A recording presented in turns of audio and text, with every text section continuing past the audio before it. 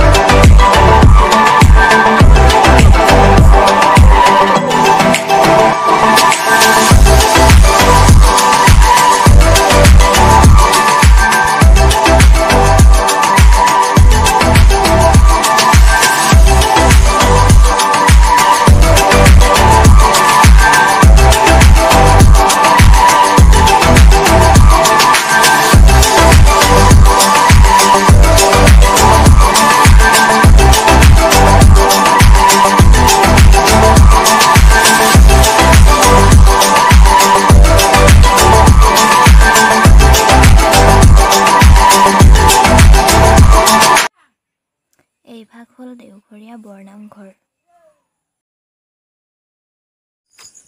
আৰু এই ভাগেই হ'ল শিৱসাগৰৰ দিখৌমুখৰ দেওঘৰীয়া গাঁৱত অৱস্থিত পৌৰাণিক প্ৰাচীন শক্তিপীঠ শ্ৰী শ্ৰী ৰামকাপীঠ দেৱালয়।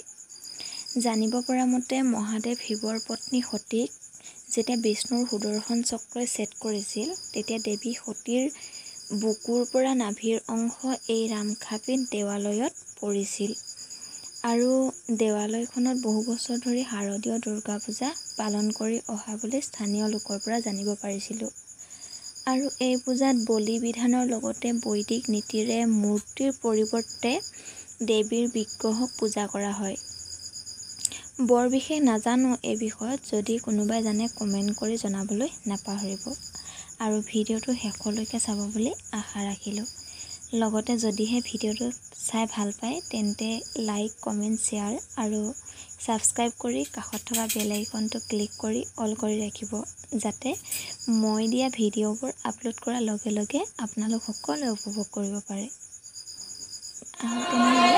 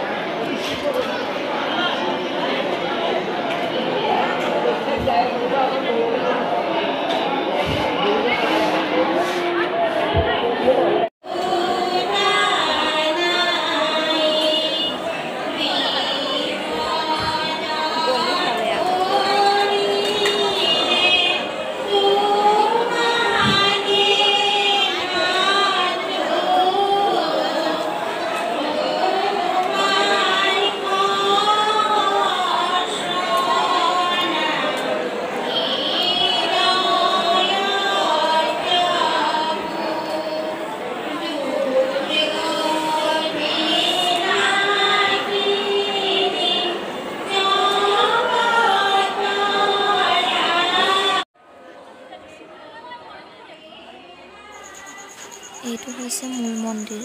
ইয়াতে বলি দিবলৈ অনা ছাগলী, পাৰ, হাঁহ, কুকুৰা এই সকলোবোৰ ইয়াতে উৎসৰ্গা কৰা হয়।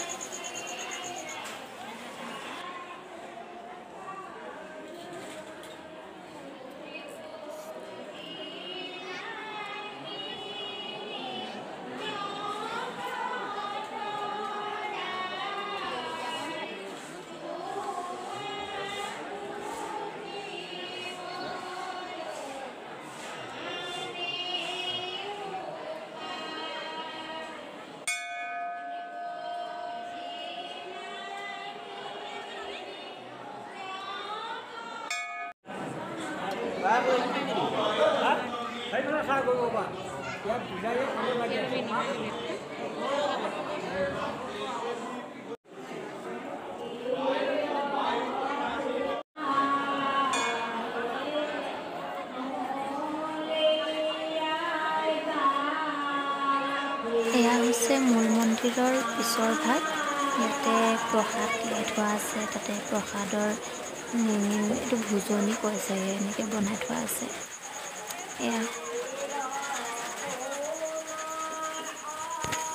এয়া বলি দিবলৈ আনি থোৱা ছাগলী। বহুত ছাগলী আছে।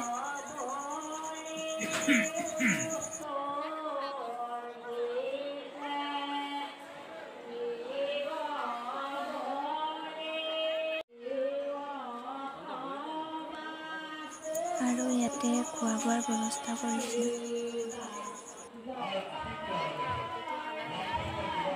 আৰু এয়া হ'ল অসম চৰকাৰৰ দ্বাৰা নিৰ্মিত অতিথিশালয়।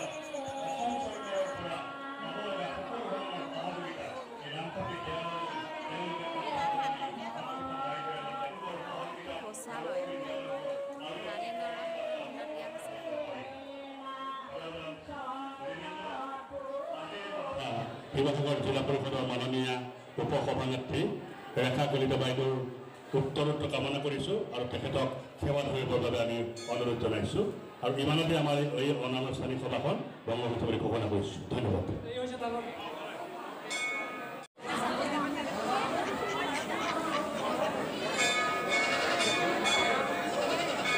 এয়া বলি দিবৰ বাবে আনি থোৱা হাঁহ, কুকুৰা, পাৰ।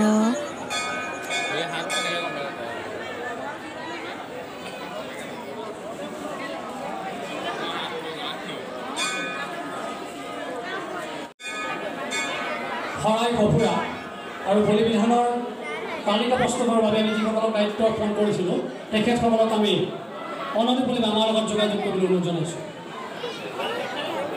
এয়া বলিশালত ছাগলী বলি দিবৰ কাৰণে উৎসৰ্গা কৰি ৰাখিছিলে।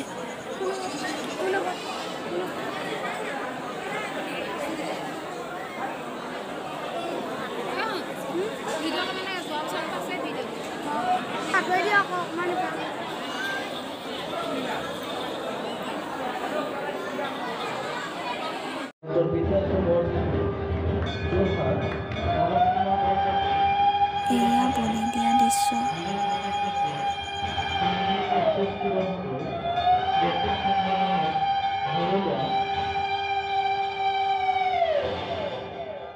এয়াই আছিল ৰামখাপেট দেৱালয়ৰ দৃশ্যসমূহ।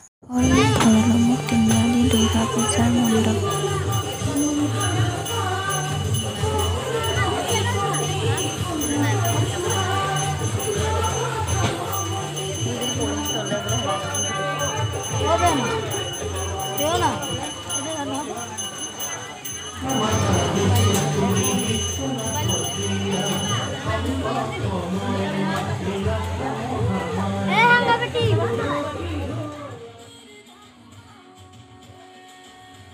হ'ল সেই পূজা মণ্ডপৰ সন্মুখ ভাগতে কণ কণ শিশুসকলৰ দ্বাৰা আয়োজিত